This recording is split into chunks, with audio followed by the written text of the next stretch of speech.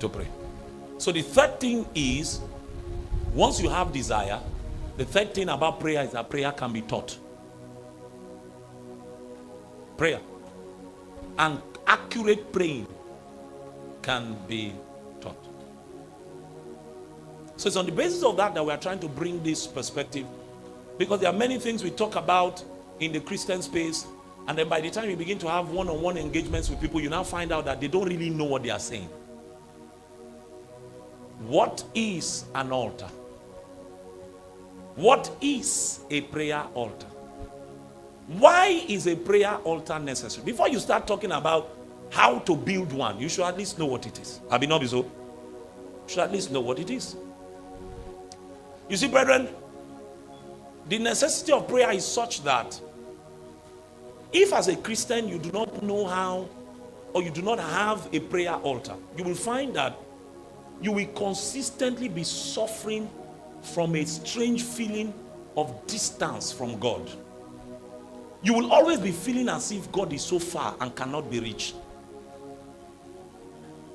If you do not prioritize prayer, if you've not learned how to spend time alone with God, that sense of distance will always exist. You know why?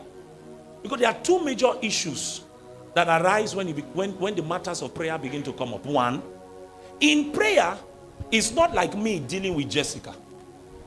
In dealing with Jessica, I can see her. Physically, we can talk. But in prayer, when you are attempting to have relationships with God and go further with God, the first block you will have in your mind is that God is a spirit.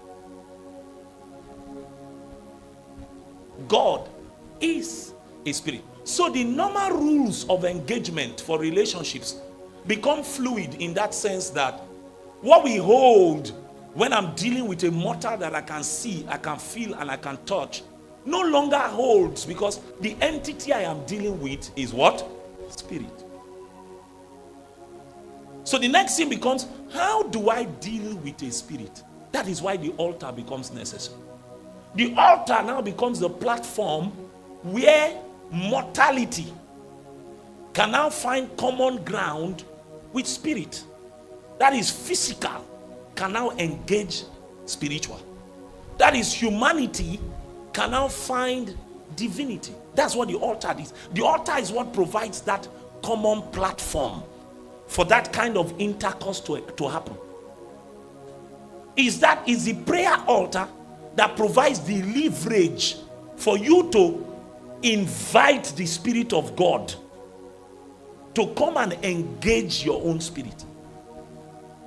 This is why even though Jesus was God, he still needed to withdraw himself at certain times, go to a place where he could be alone with the Father, and create an atmosphere where God could invade his space.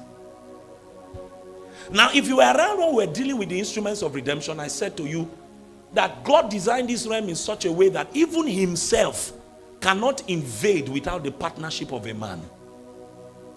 It's not possible. So what the altar does is that it provides license for God. License for God. That's what the altar does. So you will never truly know how to receive the things that are freely given unto us. You will never know how to download the things that exist in God's realm until you have learned how to build a prayer altar. It is the prayer altar that creates a portal and a pathway for spiritual things to come to your level where you can access them. It's a prayer altar.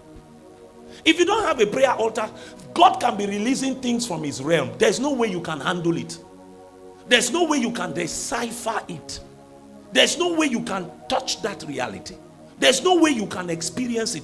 The altar is what provides license for things that are intangible, things that are immaterial, things that are in the realm of God to become things that you can connect with in the visible realm.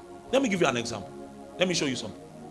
Give me Ephesians 3:18. Let's do 18 and 19. Ephesians 3:18 and 19. This one, our clock is not there. I don't want to. Ephesians 3:18 and 19. Okay, go to 17 so that it doesn't look like we're slanting.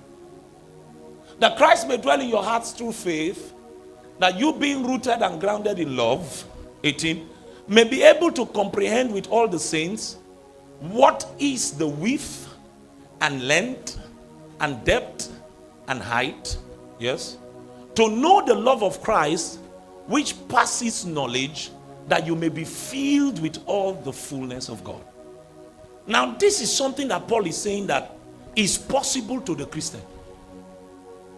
That you can know the love of Christ which passeth knowledge, and that you may be filled with all the fullness of God. Let me ask you now, if someone were to ask you now, are you filled with all the fullness of God? Do you have the boldness to be able to measure, I am filled halfway, I'm filled 70%, or I'm filled 100%? This is a reality that is available to every Christian. But I'm saying to you that these kind of realities, these kind of possibilities, what makes them accessible to you, that it now becomes your living reality, is that you have built an altar that creates a pathway in the spirit such that these kind of experiences can be yours. Let's read it in the Amplified, so you will see something. Give me Amplified. Give me this verse in Amplified, 19 Amplified. Now look, that you may really come to know.